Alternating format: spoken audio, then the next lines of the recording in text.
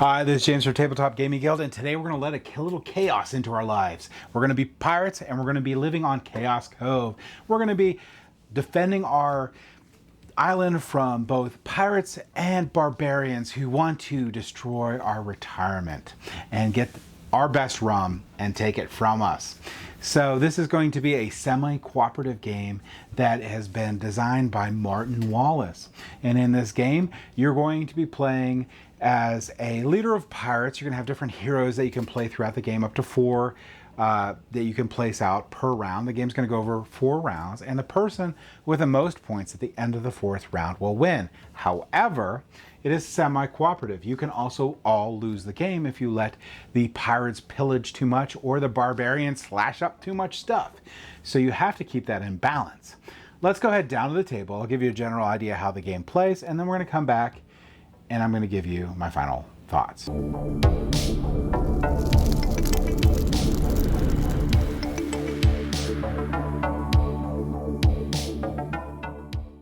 Alright, so this is Chaos Cove, and this is a 4-player setup of Chaos Cove.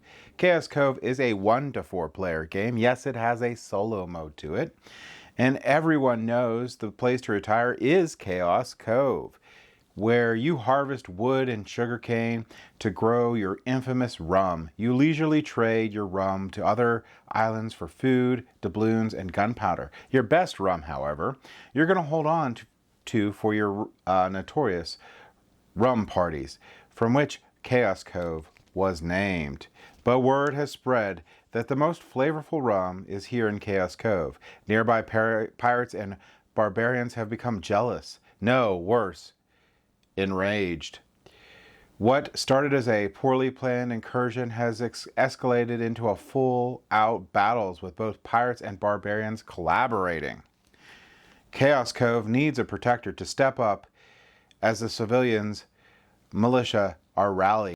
Do you have what it takes to lead this peaceable port, this Chaos Cove, to victory?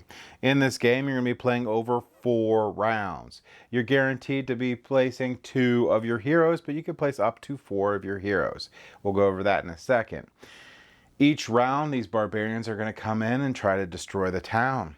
If you ever have, or those are the barbarians, sorry, over there, these are the pirates. If you ever have 3 pirates or 3 barbarians and you have to place your 4th into the town, everybody loses the game. This is a semi-cooperative game, meaning the person who has the most points at the end of the game is going to win. However, you could all lose. Let's go over how the game plays. Each hero, so you're going to have 4 heroes, is going to have a special ability. And their special abilities are shown here. So for example, here's Nellie. You could take 2 hero cards. Hero cards are the cards that you play throughout the game. At the start of the game here, you're going to have 5 hero cards. And they're going to have heroes shown on them, and they're multi-purpose cards. So you could play this card to get this ability down on the bottom here. You could play this card to add to your strength against pirates, to add to strength against barbarians, and add to your strength against pirates here. So 3 different uses for each of these cards. However, the hero that's depicted on here must be on the board when you play these. And there's specific times you can play these cards. But you'll be collecting cards throughout the game for different reasons. Like I showed you here with Nellie's ability here to take 2 hero cards. That's going to help you out. We also have John. There's 12 heroes in total. Gain 1 rum. So these are going to be different resources that you're going to need to collect in the game to get different things to help you out. You also have all your locations have special abilities too, and that's shown on this chart that each player gets. So like, for example, if you go to the lighthouse, you may flip up to 1 or 2 pirate towels. That's very important. We're going to show you why in a little bit. Or the port here, you may use 1 or 2 of your ships. Really important. Town hall, buy 1 construction card and refresh. So lots of really cool places you go. So you could have the ability from your hero and the ability from the location that you place your hero, and have some really cool combinations. Other things that are in this game, you're going to be collecting resources from forts and use ships to trade for rum, doubloons, and gunpowder. After this, players can build forts and ships and plan rum parties for points. These are going to be basically how you're going to get all your points in your game. if you look at these cards here that you collect, these are the starter cards. You'll get a starter, you get a starter ship and you get a starter fort. This one here is going to be worth 4 points at the end of the game, and this is the trade value. You could trade a rum for a coin and a powder monkey. And here, this is going to be your fortress. It's worth 3 points at the end of the game. And this is going to be what you're going to have out to start. So you'll have one fortress to start and one ship to start. Whoops, the ships go over here. So this actually belongs over here. So the first player is going to be the first one to touch a meeple, which these guys are meeples in this game. And they're going to place their ship and their fortress on the top location in the top slot. And then in player order, they're going to place theirs in the next slots here. This is going to be important for when we resolve that stuff, but that's just a little bit of why these are out there. Also, each player gets to place out 2 of their workers into the fountain, which are important for purchasing things you'll see in the future. Like I said, they get the 5 cards, they get 5 money, and they get the 2-star thing and 4 heroes. All right, so there, we're going to just go over briefly the phases of the game, and these are the phases for each of the rounds, and there's 4 rounds. I will mention at the beginning of each round, you're going to be setting out these pirate tiles face down and the barbarian tiles face down in each of the slots. There's ones numbered from 1 to 4. Each round you'll be setting out a new run of these, and they get more powerful as the game goes by. So you're going to have 6 phases. You're going to have place heroes, use forts and ships, buy construction cards, attack in player order, defend in player order, and end turn. Now, one of these things that you're going to have your goals for is not only are you trying to get resources so you can get these really cool market tiles I'll show you in, or cards I'll show you in a little bit here, so you can place out more ships and get more points at the end of the game if this cards survive, but you're also trying to gain more power to try to defeat these pirates and these barbarians, and you're trying to flip over those tiles so you can attack them instead of having to defend against them. All right, so placing your hero tile, you can have up to 3 different things occur. You can get a location effect, a hero effect, and you can gain resources. So this player's first, so they want to go ahead and they're going to look at their cards here, and they're going to say, I want to go ahead and place John out. So I'm going to place John out, and then I'm going to look at my board here, and I'm going to look at my board, and here's all the different things that you can do. So I can go to the market here and trade any 3 resources for any 3 supplies. I could exchange planks for coins. I don't have any planks right now. I can buy 1 construction card and refresh. I don't really have too many resources, so that's not really good. I could discard any discard and replace any hero cards. Okay, maybe. Let's see, I think I'm going to be okay for right now. I'm going to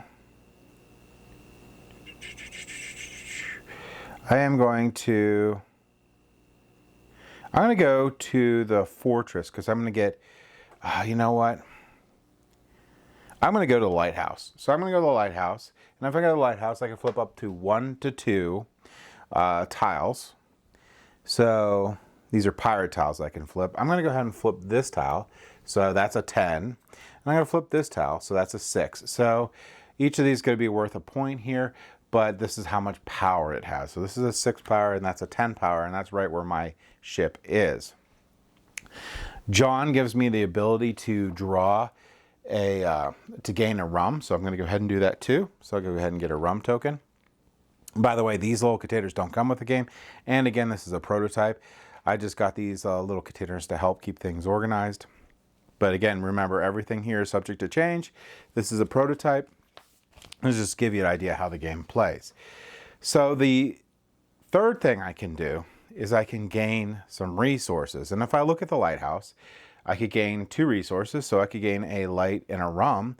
But if I want to gain any more resources, I'm going to have to pay a coin to do each one, to gain each one. But instead here, I'm just going to go ahead and gain a coin and another rum. So I'm trying to gear up maybe for so I gain a coin, and I'm going to gain a rum. So I did all three things here. Now all the other players are going to take their turn. They're going to put their heroes out to the different locations. I'm just randomly putting them out there for now. And each location can have at most 2 heroes, except for Polly. Polly can always be placed in a location. So Polly could be in with more people. So if I want to double down on the lighthouse, I could. So I can play my second character. And let's say I'm going to go ahead and place Nellie out, because Nellie, looking at this guy here, will gain me 2 cards. So if I'm going to gain 2 cards, I'm going to go ahead and go to the fortune teller. So the fortune teller, I'll go there, I'll gain my 2 cards, and the fortune teller will allow me to flip some of the barbarian tiles, which is another thing that I want to do because I really want to see what's happening here. So this one's going to be a level power 2, so that'll be super easy. And this one here's a power 4. All right, and everyone else is going to place out their second hero. So we'll get another hero out here. This player will place their hero out here. They get all the benefits for doing it, and they'll place theirs. Now, I can place out a 3rd hero and a 4th hero if I want. You can look at the little board here that shows you that how much you have to pay. That costs 3, and it also shows you could pay 1 more for each resource beyond 2 that you take too. So if I wanted to place out another hero, I could do that. And the question is, do I want to? So looking at the board here, there's all sorts of different things I can do. I want more hero cards, so why don't I just go ahead and place Bella here, and Bella has the advantage of taking an additional resource from the location. So if I look at that tavern, I can gain hero cards, I can gain more meeples. I'm going to go ahead and gain 2 meeples, and my extra resource will be a rum. I also, at that spot, get 2 more hero cards. But I had to pay 3 doubloons to be able to do that. This is the first player marker, that goes there. So now I have a giant stack of hero cards. I have placed out 3 of my heroes. Each other player gets to pick if they want to pay money to place out another hero. If they don't, they pass. Once they pass, they can't place any more heroes. Comes back to me. I don't really want to play my 4th hero, let's say. I pass, and the place hero phase is over. All right, so this phase 2 here is simultaneous for all players. Basically what you're going to do is you're going to take a look at your ship cards, and you're going to take a look at your fort cards, and you're going to simultaneously gain all the benefits. So with the fort cards, I'm going to gain a rum and a wood, so I get my another rum, and I get a wood.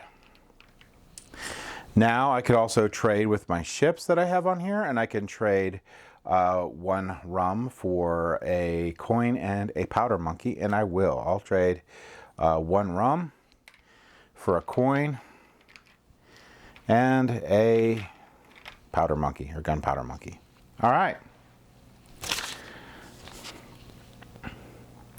After that, we're going to go ahead and do phase 3. All right, in phase 3, we're going to buy construction cards, and this is the nice little marketplace of construction cards we have. And each player in turn order is going to pick to buy 1 construction card, and you're going to keep on going until everyone passes. And the cost of the construction cards here is, let's see if we get this in focus here, is just in the upper left here. And this is going to cost 2 rum. This is going to be 3 points at the end of the game. So this card's pretty simple. Some here, like the forts here, this is going to be cost me 1 worker and 2 resources. All right, and I'll immediately gain the benefit when I purchase this card. So let's say I want to get this card.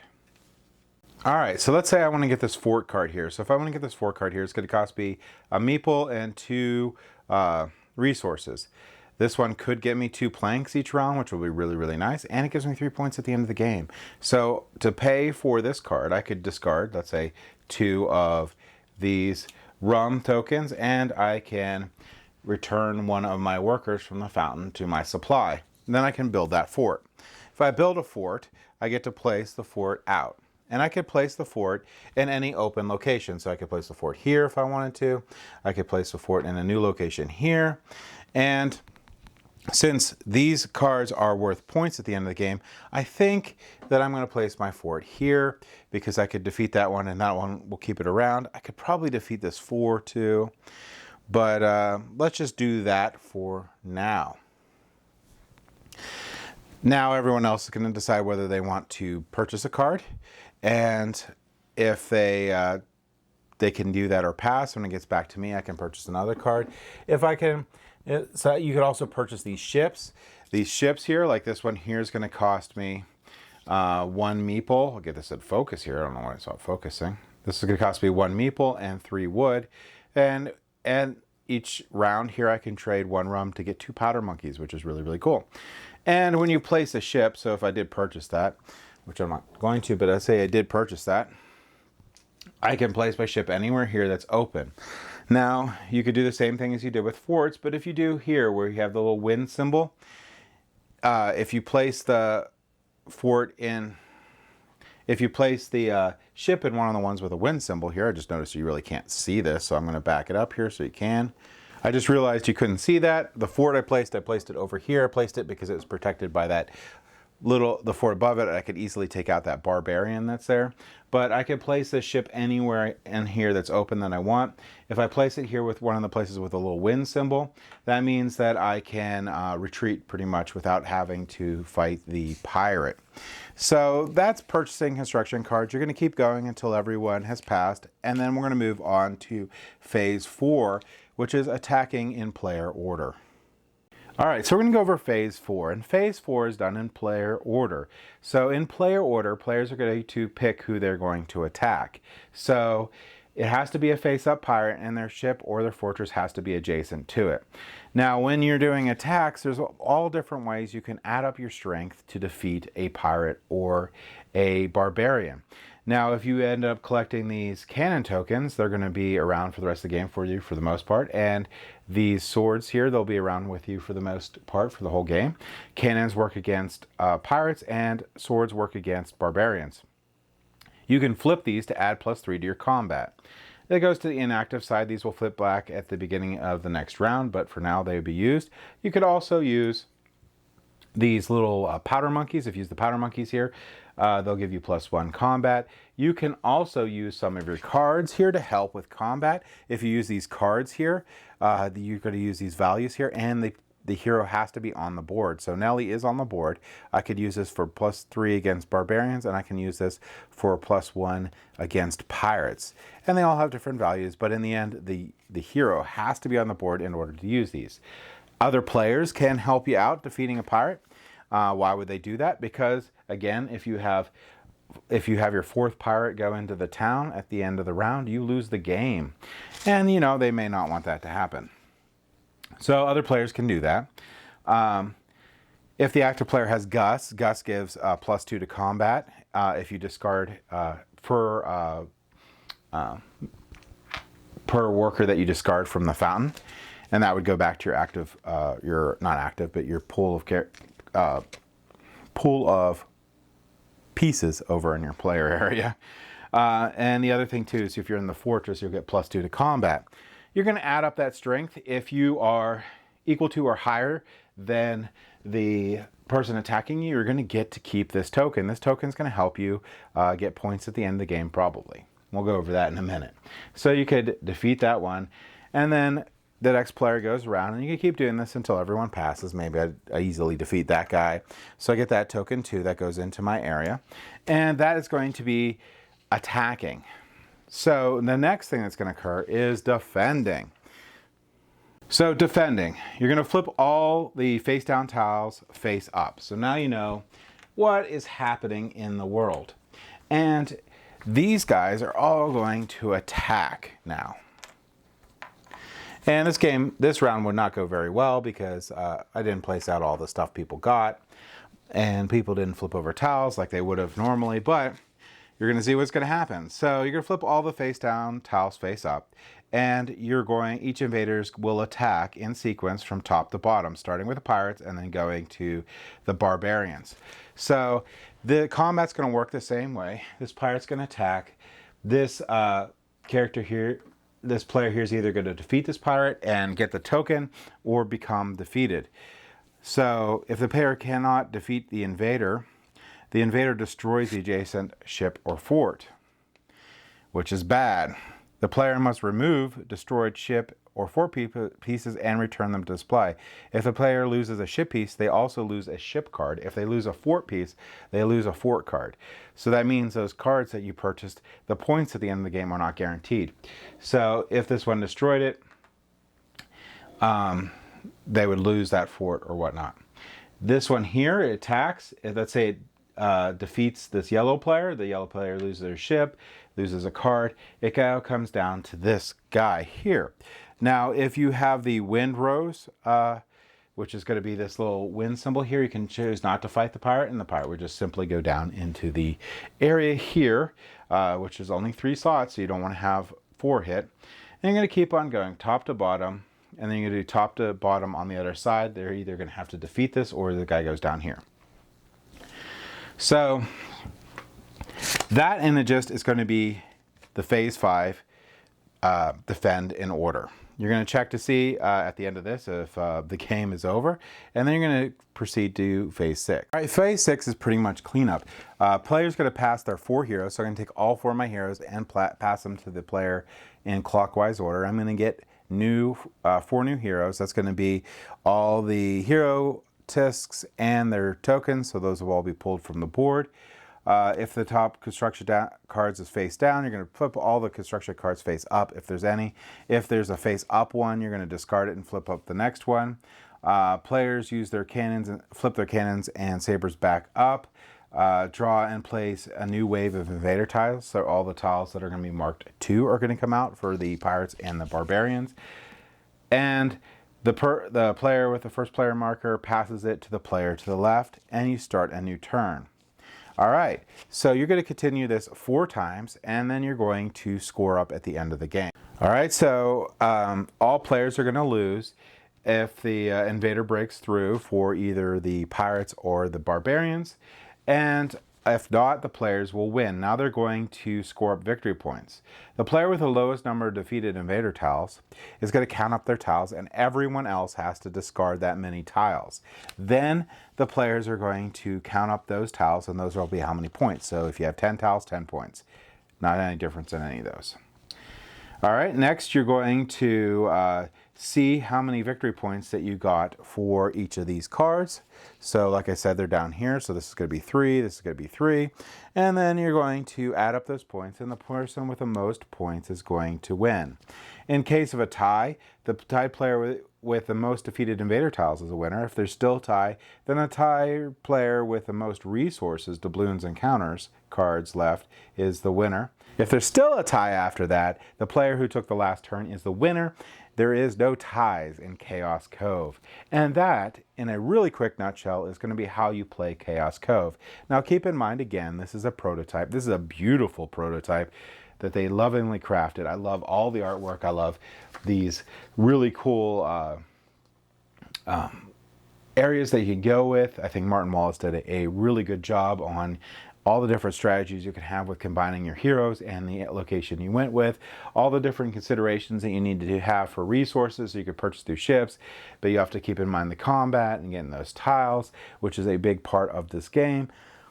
Really love all the component quality of this game. I can't wait to see what the Kickstarter comes out with for this, and this, even as is, I'm perfectly happy with this game. So anything beyond this is just extra and awesome.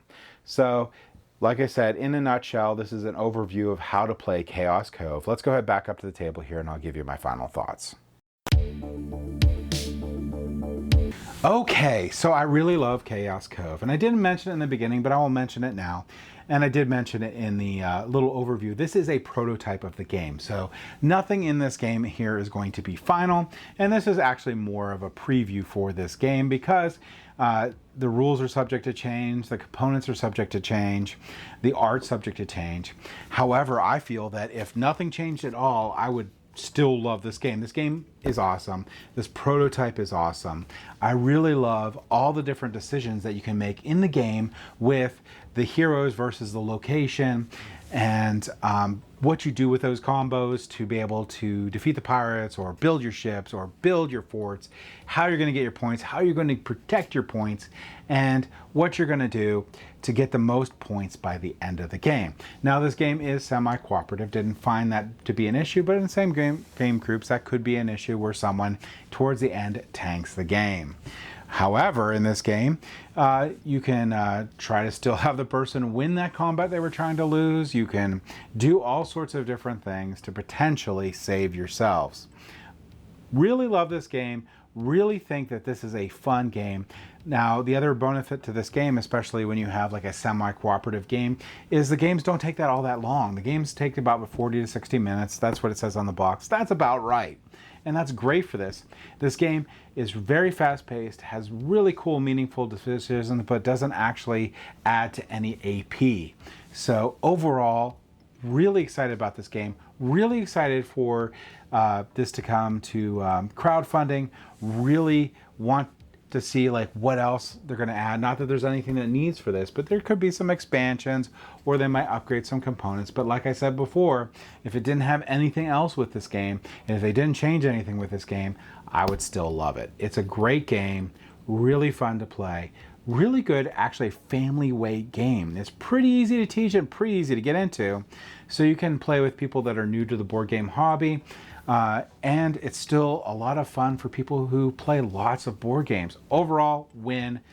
Love Chaos, Cove, and that's my thoughts on it. Thank you for watching.